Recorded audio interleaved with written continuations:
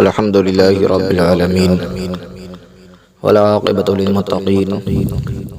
والصلاة والسلام على سيد المرسلين أما بعد فأعوذ بالله من الشيطان الرجيم بسم الله الرحمن الرحيم لا تقربوا الصلاة وأنتم سكارى آمنت بالله صدق الله المولانا العظيم وصدق رسوله النبي الأمين المتين الموعد المبين الكريم ونحن على ذلك لمن الشاهدين والشاكرين والحمد لله رب العالمین۔ آئیے ہمارا انتہائی عقیدت و محبت کے ساتھ گنبد خضرا میں آرام فرمانے والے آقا، بے کسوں کے کس، بے بسوں کے بس، بے سہاروں کے سہارا، بے چاروں کے چارہ، یتیموں کے حامی، غریبوں کے والی، شفیع المذنبین، رحمت للعالمین، تاجدار عرب و عجم، فخر آدم و بنی آدم، احمد مجتبی محمد مصطفیٰ صلی اللہ تعالیٰ علیہ وسلم کی بارگاہ میں درود پاک کا نذرانہ پیش کریں۔ پڑھیں و آواز بلند اللہم صلی علی سیدنا شفیعنا حبیبنا و مولانا محمد مبارک وسلم علیہ صلاۃ و سلام علیک یا رسول اللہ صلی اللہ علیہ وسلم۔ شاعر بڑے پیارے انداز میں کہتا ہے، مانگتے پھرتے ہیں اغیار سے مٹی کے چراغ، مانگتے پھرتے ہیں اغیار سے مٹی کے چراغ، اپنے خورشید پہ پھیلا دیے سائے ہم نے۔ معزز سامعین کرام، خطبہ مسونہ کے بعد میں نے جس آیت مقدسہ کو تلاوت کرنے کا شرف حاصل کیا، رب کائنات قرآن مقدسہ میں ارشاد فرماتا ہے لا تقربوا الصلاۃ وانتم سکارى، کہ نشے کی حالت میں نماز کے پاس نہ جاؤ، نشے کی حالت میں نماز کے قریب نہ جاؤ۔ معزز سامعین کرام، اسلامی شریعت کے احکام بنیادی طور پر جن 5 مقاصد پر مبنی ہیں،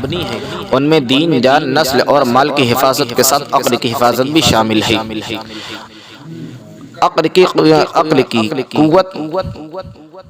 اور توانا کو باقی رکھنا اسلام کے اساسی مقاصد میں سے ہے۔ شراب، منشیات اور نشہ آور چیزوں کے استعمال کو شریعت اسلام نے اسی لیے حرام اور ناپاک بتایا ہے کہ ان کے ذریعے انسان انسانیت کے جامے سے باہر آ جاتا ہے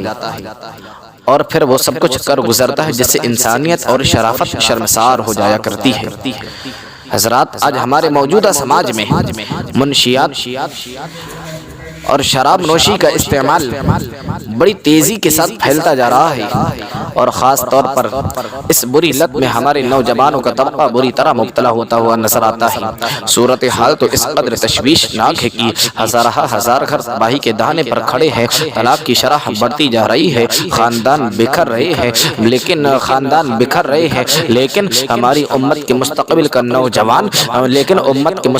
نوجوان اپنا سب کچھ داؤں پر لگاتا جا رہا ہے، اور اسے اپنے طرز عمل کی ہولناکی اور سنگینی کا احساس تک نہیں ہے، بلکہ جبکہ تمام میڈیکل تحقیقات اس بات پر متفق ہو چکی ہے کہ سماج میں آدھے سے زیادہ جرائم شراب کے استعمال کے ذریعے سے ہوتے ہیں۔ اسی لیے شریعت اسلام نے جو باہما وجوہ فطرت سلیمہ سے ہم آہنگ شراب پر بندش لگائی ہے، شراب پر پابندی لگائی ہے، کیونکہ اس وقت کا عرب معاشرہ شراب نوشی میں آخری حد تک غرق تھا۔ اسی لیے قرآن مجید نے بتدریج کئی مرحلوں میں شراب و نشاور چیزوں کی مذمت فرمائی ہے۔ پہلے مرحلے میں رب کائنات نے قرآن مقدسہ میں شراب و نشاور چیزوں کو قبیح چیز، رزق غیر حسن بتایا۔ دوسرے مرحلے میں قرآن میں رب کائنات نے شراب و نشاور چیزوں کی خرابیوں کو بیان کر کے، نقصانات بیان کر کے ان کی خرابیوں کا ذکر کیا، اور تیسرے مرحلے میں رب کائنات نے قرآن مقدس میں نشاور چیزوں کے بارے میں ارشاد فرمایا کہ نشے کی حالت میں نماز کے قریب نہ آؤ، نشے کی حالت میں نماز قریب نہ جاؤ،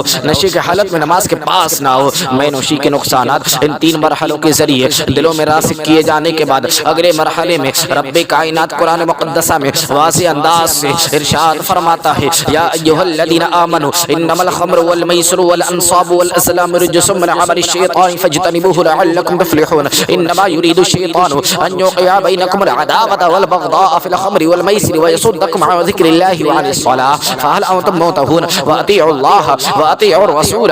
واحذروا فإن توليتم فاعلموا انما على رسولنا البلاغ المبین کہ اے ایمان والو، اے ایمان والو، نشہ، جوا، مورتیاں اور اس طریقے کے جتنے بھی کام ہیں سب شیطانی اور ناپاک کام ہے، لہٰذا ان سے بچتے رہو تاکہ تمہیں فلاح حاصل ہو جائے۔ اور شیطان تو یہی چاہتا ہے کہ تمہارے درمیان نشہ آور چیزوں کے ذریعے، نشہ کے ذریعے، شراب کے ذریعے تمہارے درمیان بغض و حسد کا بیج بو دے اور تمہیں اللہ اس کے رسول کی یاد سے غافل کر دے، تمہیں نماز سے روک دے۔ میرے پیارے محترم سامعین کرام، رب کائنات ارشاد فرماتا ہے اے میرے بندو بتاؤ کیا تم اس بری بلا سے، اس بری چیز سے باز آ جاؤ گے اور اللہ کی اطاعت کرو، رسول کا کہنا مارو اور نافرمانیوں سے بچتے رہو۔ یاد رکھو اگر تم اس حکم سے منہ موڑو گے تو اللہ تو ہمارے رسول پر صرف یہ ذمہ داری ہے کہ اللہ کے پیغام کو اللہ کے پیغام کی صحیح طریقے سے تبلیغ کر دے۔ میرے پیارے محترم سامعین کرام، ذرا غور تو کرو، ان آیات مقدسہ میں رب کائنات نے قرآن مقدس میں واضح انداز میں شراب و نشاور چیزوں کی مذمت فرمائی ہے۔ اور آگے بتاتا ہوں، میرے پیارے مصطفیٰ کریم علیہ الصلوۃ والتسلیم ارشاد فرماتے ہیں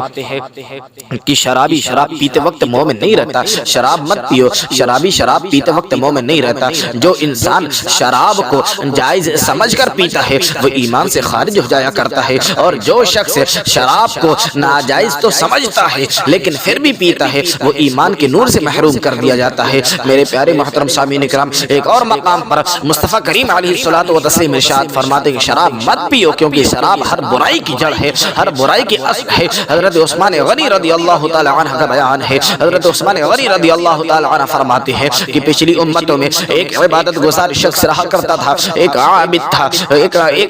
تھا لیکن ایک فاحشہ عورت تھی، ایک بدکار عورت تھی جو اس عابد کے پیچھے پڑ گئی، اس عابد کے پیچھے لگ گئی۔ اس فاحشہ عورت نے، اس بدکار عورت نے اپنی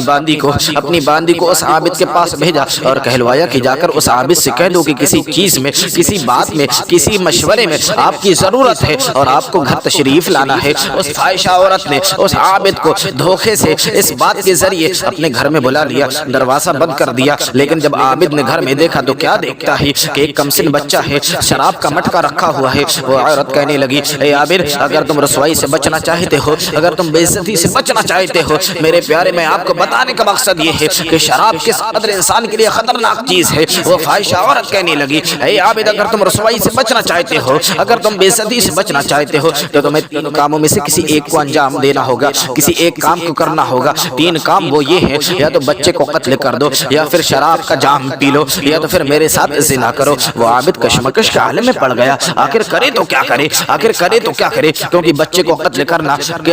قتل کرنا ایک سنگین گناہ ہے، لیکن زنا کرنا یہ بھی بہت بڑا گناہ ہے، شراب پینا یہ بھی گناہ ہے، آخر کرے تو کیا کرے۔ آخرکار اس نے فیصلہ یہ کیا کہ بچے کو قتل نہ کر کے، زنا نہ کر کے شراب پی لیتا ہوں اور اپنی عزت و آبرو کی سلامتی چاہ لیتا ہوں، اپنی عزت و آبرو بچا لیتا ہوں۔ اس وقت اس عابد نے شراب کو نسبتاً کم خطرناک سمجھ کے شراب کو پینا گوارا کر لیا، لیکن میرے پیارے ذرا غور تو کرو، اس عابد نے ایک جام شراب کا پیا، اچھا لگا، دوسرا پینے لگا، جب دوسرا پیا اور اچھا لگا، تیسرا پینے لگا، جب تیسرا پیا تو اور اچھا لگا، جام پہ جام پیتا چلا گیا، اور جب جام پہ جام پیتا چلا گیا تو نشہ اس قدر چھا گیا کہ نشے کی حالت میں زنا بھی کر بیٹھا، بچے کو قتل بھی کر بیٹھا۔ ذرا غور تو کرو میرے پیارے، جس گناہ سے بچنا چاہتا تھا، زنا کے گناہ سے بچنا چاہتا تھا، بچے کو قتل کرنے سے بچنا چاہتا تھا، لیکن شراب کی وجہ سے، نشے کی وجہ سے بچے کو بھی قتل کر بیٹھا، زنا بھی کر بیٹھا۔ پتا چلا کہ شراب بدکاری کا زینہ ہے اور انسان کی آئلی زندگی کو مریمیٹ کر دینے والی چیز ہے۔ اسی لیے مصطفیٰ کریم علیہ الصلوۃ والتسلیم نے ارشاد فرمایا کہ شراب و نشاور چیزیں ام الخبائث ہیں، یعنی ہر برائی کی جڑ اور اصل ہے۔ میرے پیارے محترم سامعین کرام، اسی لیے ہمارے اور آپ کے لیے ضروری ہے، اور ہمارے اور آپ کے لیے ضروری ہے کہ خود بچے اور دوسروں کو بچانے کی ان بری چیزوں سے بچانے کی کوشش کریں۔ ایک موقع پر اور مصطفیٰ کریم علیہ الصلوۃ والتسلیم ارشاد فرماتے ہیں کہ جو شرابی شراب پیے اور بغیر توبہ کیے مر جائے گا تو اللہ رب العزت اسے غوطہ کا پانی پلائے گا۔ جانتے ہیں غوطہ کیا ہے؟ جانتے ہیں غوطہ کیا ہے؟ غوطہ ایک نہر کا نام ہے۔ یہ غوطہ ایک نہر ہے، اور یہ وہ نہر ہے جہاں پر بدکار عورتوں کی شرمگاہوں کا خون بہتا ہے۔ اس نہر کا پانی شرابیوں کو پلایا جائے گا۔ اور آگے فرمایا گیا کہ شرابیوں کے جسم سے اس قدر بدبو آتی ہوگی کہ اہل جہنم پریشان ہوں گے۔ مزید فرمایا گیا کہ اللہ رب العزت قیامت کے دن شرابیوں کو اپنے اوپر ذمہ فرما لے گا کہ شرابیوں کو پیپ پلا کر رہے گا۔ میرے پیارے محترم سامعین اکرام، ذرا غور تو کرو، شراب انسان کے لیے کس قدر خطرناک چیز ہے۔ ارے شراب تو وہ چیز ہے کہ انسان خود تو اگر انسان جو پیتا ہے وہ تو پیتا ہی ہے، اپنے اہل و عیال کی کو بھی اس برائی کا حصہ بنا ڈالتا ہے، اس بری چیز کا حصہ بنا ڈالتا ہے۔ شراب وہ بدترین چیز ہے کہ انسان اپنا ہوش و حواس کھو کر کے کبھی تو اس طریقے سے بھی ہوتا ہے کہ اپنا ایمان بھی کھو بیٹھتا ہے، اپنا ایمان کا بھی سودا کر بیٹھتا ہے۔ میرے سے شرابی شراب پیے اور شراب پیتا ہے تو اللہ رب العزت، اور اسے نشہ آ جائے تو اللہ رب العزت اس کی 40 وقت کی نمازیں قبول نہیں فرماتا ہے، لیکن اگر اسی حالت میں مر گیا تو جہنم میں جائے گا۔ لیکن ہاں اگر توبہ کر لی تو اللہ رب العزت معاف فرمانے والا ہے،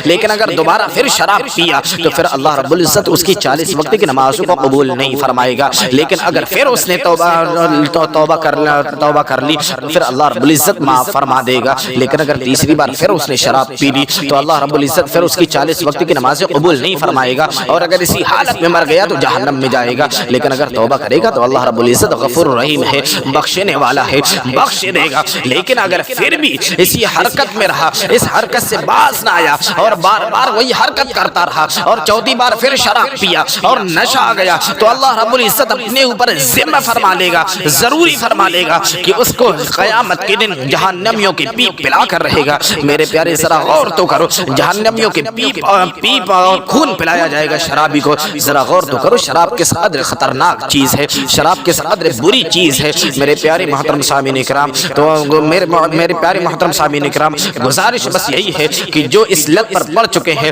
ان سے گزارش ہے کہ اس سے باز آ جائیں اور اس کو چھوڑنے کی کوشش کریں۔